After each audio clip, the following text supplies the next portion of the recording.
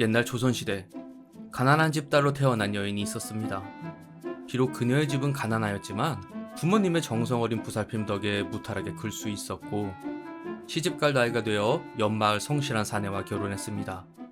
하지만 성실하다는 주위 평판과는 달리 그는 결혼하자마자 부인을 무시하고 구박했습니다. 심지어 손찌검까지 했죠.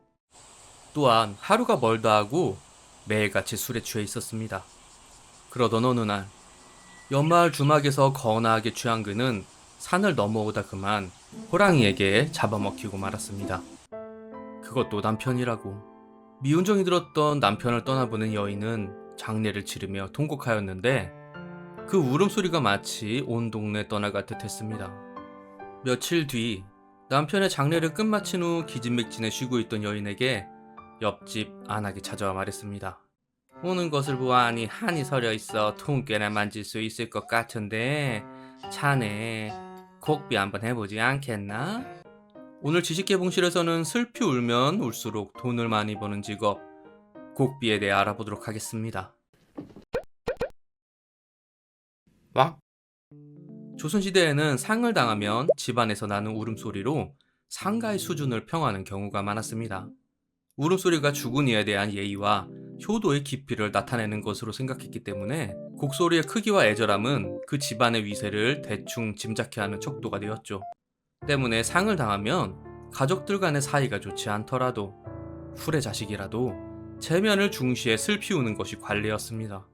당시의 장례 기간은 3일에서 5일로 지금과 비슷하였는데 사람이 상여를 짊어지고 갔기 때문에 뒷산에 옮겨 묻는 데만 해도 한나절이나 걸렸고 돌아올 때 죽은 사람이 집에 잘 찾아오라는 반혼제를 지내야만 했습니다. 그러고도 곡을 그치는 조곡제를 지내야만 그나마 살만했는데요. 졸곡은 곡을 그친다는 의미로 졸곡제를 지낸 후부터는 아침, 저녁으로만 곡을 하고 그 사이에는 슬퍼도 곡을 하면 안 됐습니다. 당시에는 상을 다하고 나서 졸곡제까지의 기간이 길면 거의 3달이나 되었다고 하는데요. 그 기간 동안 유족들은, 특히나 여성들은 남성과는 달리 장례식에 오는 손님들의 음식까지 만들어 대접해야 했기에 중간중간 곡을 하는 것은 무척이나 힘든 일이었습니다.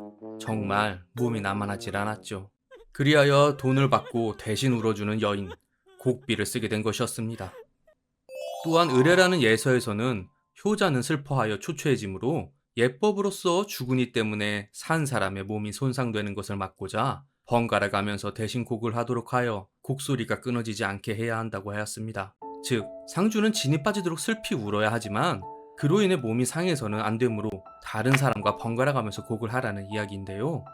이는 다른 말로 하면 장례가 끝날 때까지 곡소리가 멈추면 안 된다. 다만 대신해서 다른 사람이 울어주는 것은 묵인하겠다는 의미이기도 하죠.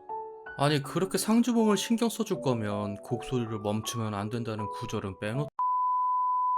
사실 예서에서 곡소리가 끊기면 안 된다고 한 이유가 있었습니다.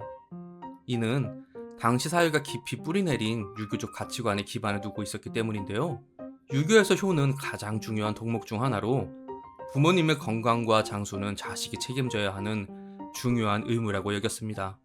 그렇기에 부모님의 사망은 자식이 그 의무를 제대로 이행하지 못했다는 반증으로 생각했습니다.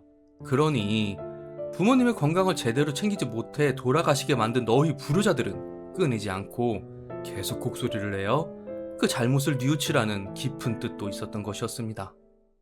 곡비는 대부분 저작거리의 여인들이었다고 합니다.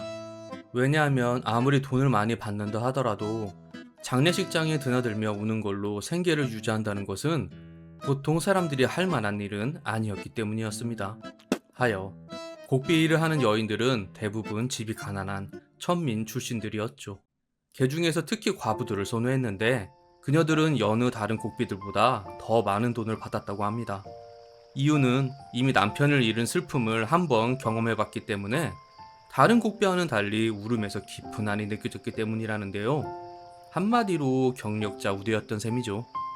예나 지금이나 경력자 우대는 여전하네요. 하지만 왕실에서는 사치를 조정한다며 곡비를 쓰는 것을 못마땅히 했습니다. 그래서 사람들로 하여금 집안의 여종들로 곡비를 대신하라 했지만 잘 지켜지지 않았다고 하죠. 왜냐하면 위에서 말했다시피 여종들은 손님들 음식 준비에 여념이 없었고 아무리 잘 울어봤자 전문적으로 울어주는 여인들과는 비교할 수 없었기 때문이었습니다. 특히나 체면을 중시했던 조선시대 4대부들로서는 장례식장에 통곡 소리가 시원찮았다가는 두고두고 뒷말이 나올 수 있었기에 더욱 그러했다고 하죠. 반면 곡비로 평민이나 여종이 아닌 기생을 쓴 정신 나간 사람도 있었는데요. 그 용감한 사람은 숙종 때 지평을 지낸 판관 한영위라는 사람인데, 어머니의 장례식 때 시중을 들던 기생을 곡비로 썼다가 바로 탄핵을 당했다고 합니다. 진짜 무슨 정신으로 그런 일을 저지른 건지 지금 생각해봐도 도대체 이해를 할 수가 없네요. 1903년 인천에서 멕시코로 가는 이민선에 젊은 곡비가 탔다는 기록이 있습니다. 그 여인은 짐짝 안에 숨어서 밀항했기에 괴짝내라고 불렀는데요.